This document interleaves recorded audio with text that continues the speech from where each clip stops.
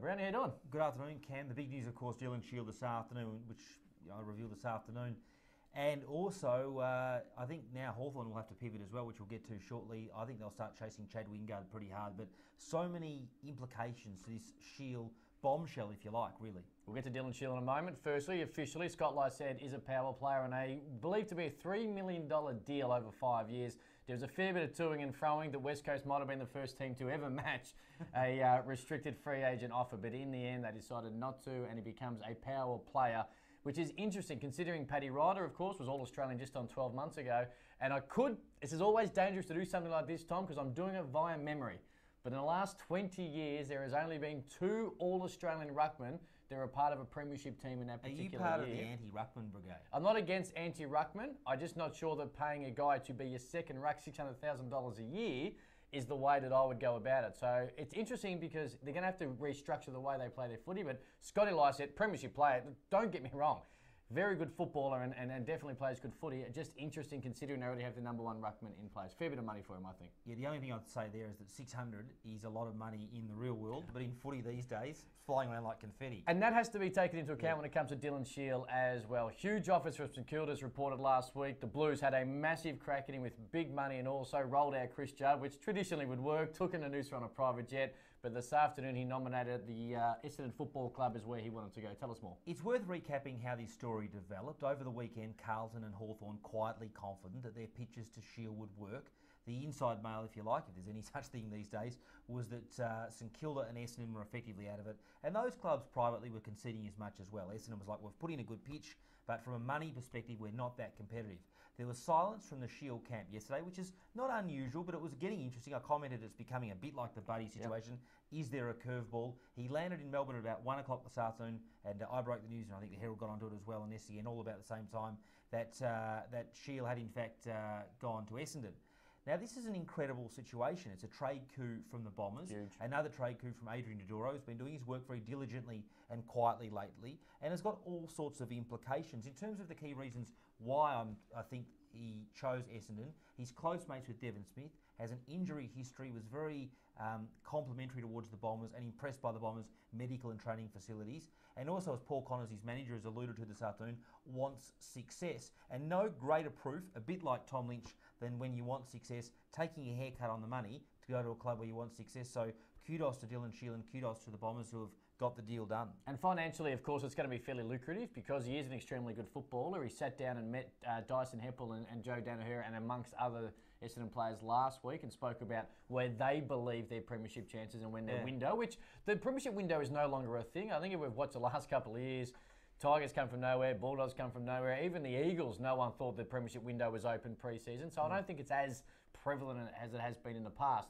But they have a huge belief, and considering the whole saga they went through, the supplement saga 4 or 5 years ago, is now officially in the background, there would be no better way for these players, the Dyson Heppels, the Joe Danahers of the world, to finish off with a premiership. And I think that they would accept a little less money to put a full stop exclamation mark on what has been such a controversial 5 years at the club. There must be buy-in from the players, no doubt. Because I've got absolutely no doubt that Essendon must have gone close to matching Carlton's offer in the last couple of days. I don't think they were financially competitive before that. So from the jump ahead of the Hawks and the Q, for example, and obviously St Kilda offered more money, I think there must be buy-in from those players. No doubt. Plus they'll have to pay guys like Smith and Heppel and Merritt and Danaher more money in years to come. So the Bombers are a little bit rolling the dice on winning a flag, but what better way to have a go than to get Shield? You know, that's what you do. They haven't won a final since 2004, and of course, what's all the water under the bridge since then. So, I think that's why the Giants, and Wayne Campbell said on Trade Radio this afternoon, he alluded to the salary cap issues and the pressures that comes with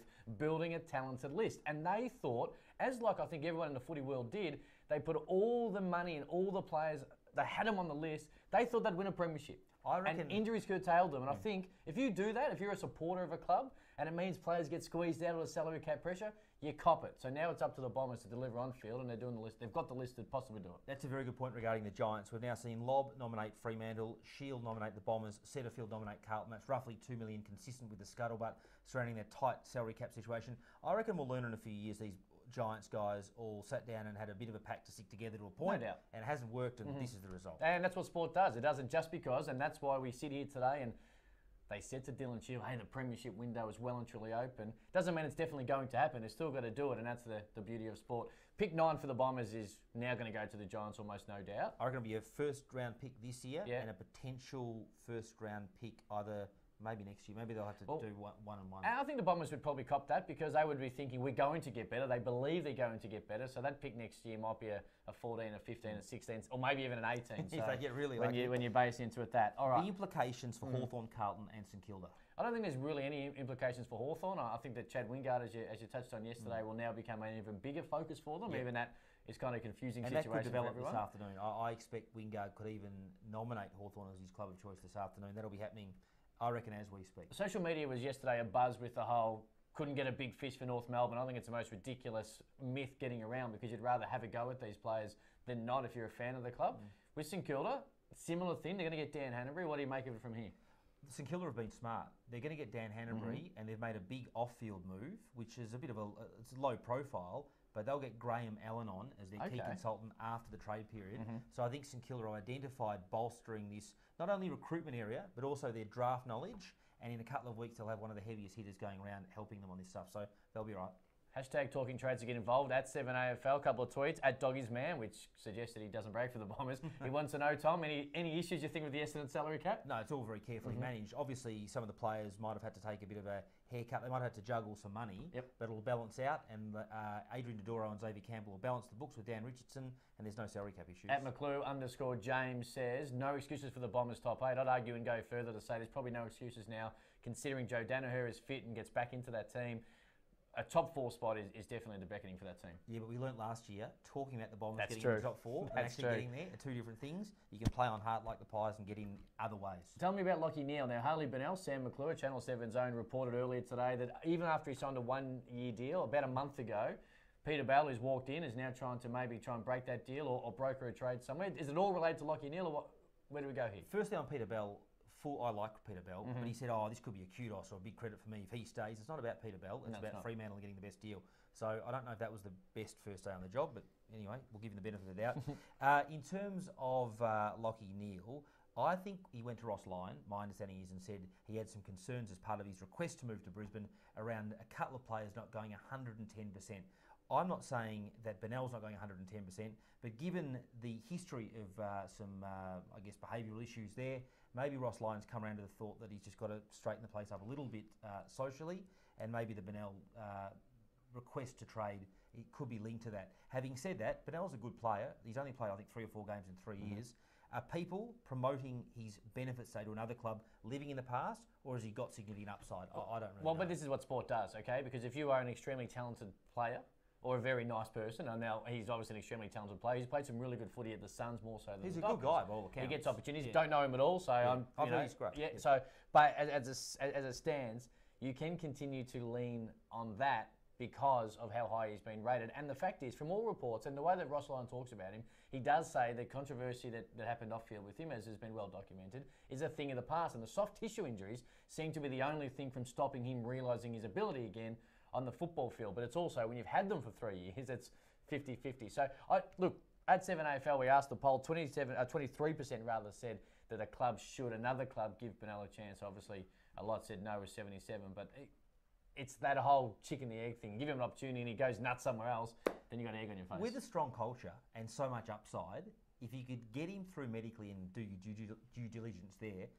for one spot on the list, I reckon he's worth a free punt, but the clubs are pretty cautious. I also think that if you can get Hogan and Lob in, and Lachie Neale, if he's related at all... I don't think it's related. Well, then keep Lachie Neale, get Bennell in, you get Lob and Hogan, and things start to turn pretty quickly for the Dockers. All right. Definitely. 7 News... Not on tonight, are you? Tomorrow you're on? I'm not on tonight. Okay. Broke the story obviously on Shield today, but there's plenty floating around.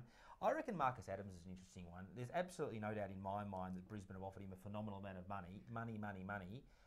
I got a little clip from Luke Beveridge during the year at times reporting a few things on the Bulldogs. Clearly, whenever you've got a side struggling for a bit of success, there's going to be a core group of players in the VFL that aren't that wrapped.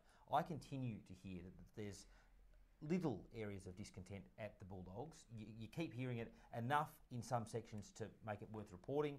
I'm not sure if the Marcus Adams decision's linked to that, but I'm guessing he's not wrapped. He's got 2 years to run on his contract, but it does come down to money as well. You know what, there's too many times, and I'm sure there are problems within football clubs and people are unhappy at be it cash or be it playing or whatever it might be.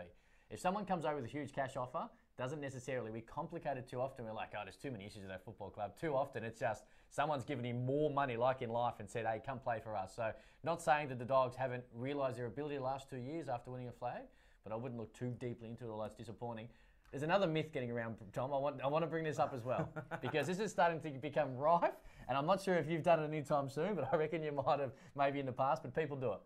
Just because a footballer or an athlete likes an Instagram post or follows someone on Twitter or a Facebook friends does not mean they're going to play for the football club. Because this morning, Dylan Shield liked Mark Murphy's Instagram post. He's going based on Instagram. Dylan Shield, Mitch McGovern were the first 2 likes that popped up, and it's like, oh, well, that's it. Or, Scott Lycett and Andrew Gaffer, mate, so he's begging the Eagles to match. There are a lot of friends in the AFL, players play juniors together, and people are Instagram friends. I guarantee I liked Mark Murphy's post this morning when he spoke about being captain of our football club for the last 6 years, and I guarantee I will not be a blue bagger in uniform in 2019. That is not news if someone else likes Instagram post. So, Tom, I don't want you to see you report on it in the next couple of weeks. I'll just pose a couple of quirky ones to finish off with. I agree with respect to Instagram. Thank you.